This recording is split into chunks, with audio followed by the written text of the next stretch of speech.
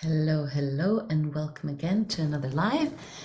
And these few weeks, I'm actually exploring some of the topics that I've been covering in the Good Girls No More program. And mainly because it relates to all of us. Any of us have any smidgen of good girls syndrome in us will be affected by the various aspects of the good girl. So in this live, I want to talk about what I call the self-worth journey, which is actually focusing on the profound transformation from self-abandonment to self-worth. And self-abandonment, I would say, really is a running thread through all of the good girl syndrome. And its impacts can really be crippling. And so, in fact, I could just have named the course self-abandonment, because every piece that we go through is actually totally linked to self-abandonment. And, you know, it's a very common struggle for women who have internalized the conditioning of being good girl.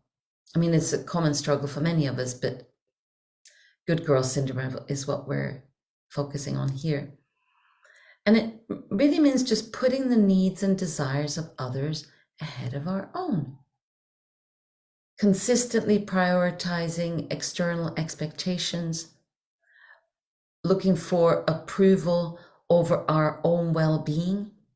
So instead of having that inner approval, that solid self-worth piece, instead we are our antennas are out, focusing outwards, looking for approval outside.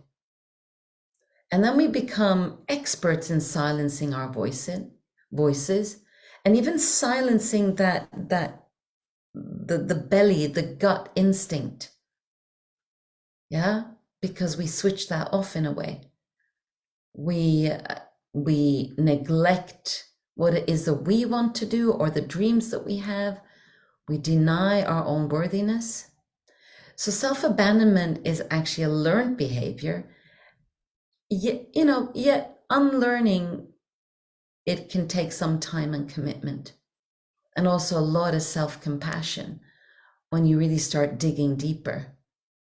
But by acknowledging the patterns of self-abandonment in your life and choosing self-compassion amongst other things, you can begin to rewrite the narrative that we have to self-abandon in order to be loved, in order to be accepted, to belong. So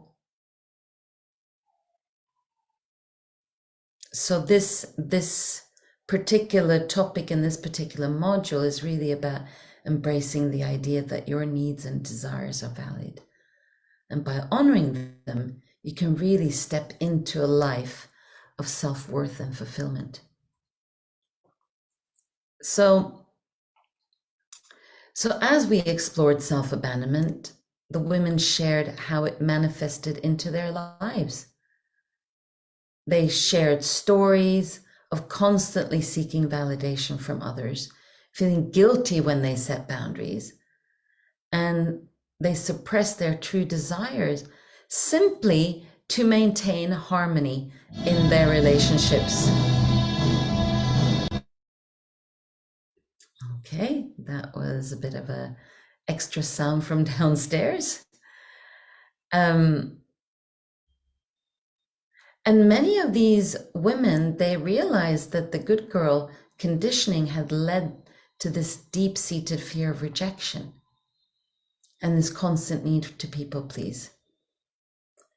Now, the roots of self-abandonment often, if not most of the time, traces back to our childhood experiences, childhood conditioning.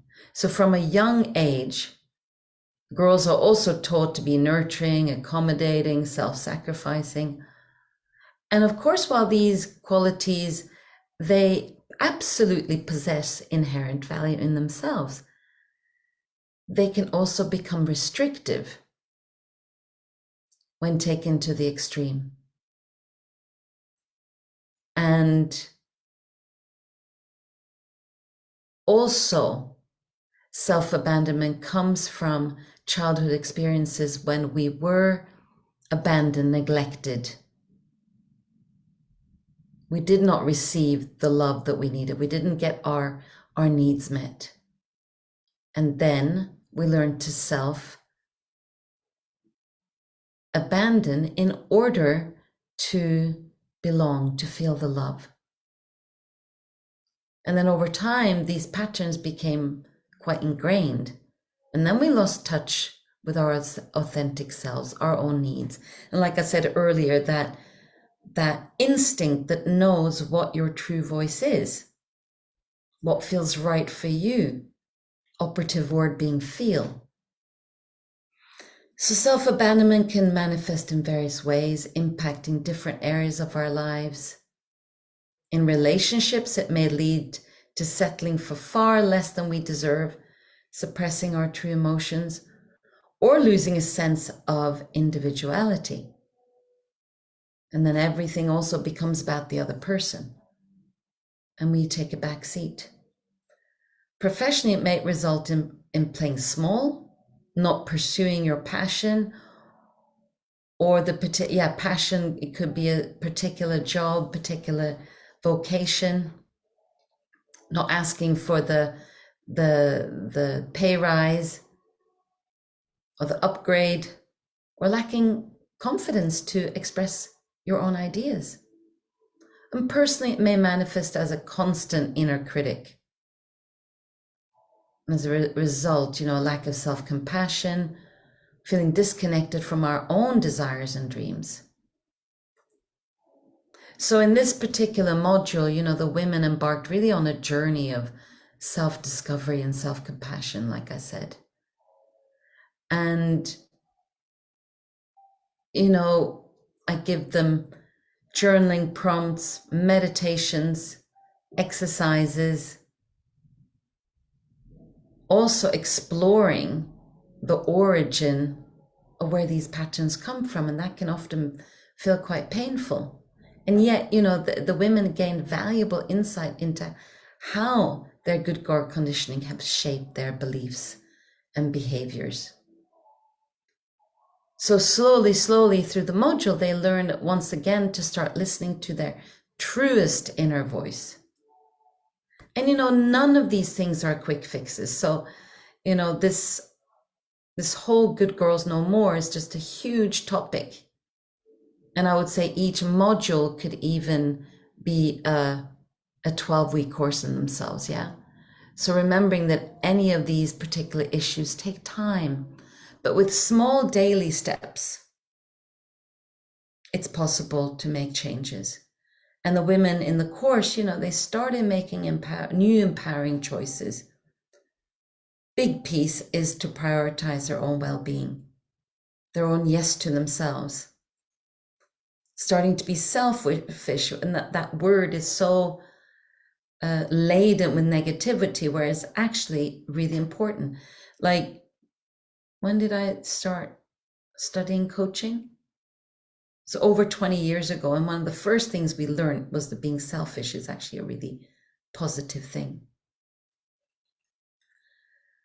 And so by embracing the idea of self-worth, it's not dependent on an external validation, but it is actually an inherent birthright for everyone. And that's what these women were starting to taste. And so in the upcoming live, I'm going to continue exploring the multifaceted aspects of good girl syndrome. And next time I'm going to delve into module 3, which I've called Rewrite Your Story, which is all about challenging the limiting beliefs that don't serve you. So with that, I'm going to finish off with this recording. I hope this has been helpful for you. And I'd be very happy to hear your insights and your comments. your experiences in the chat. That would bring me a lot of joy if I heard from you. If nothing else, just write #replay so that I know that you've been here. Okay, so from my heart to yours, wish you a beautiful rest of your week. Bye for now.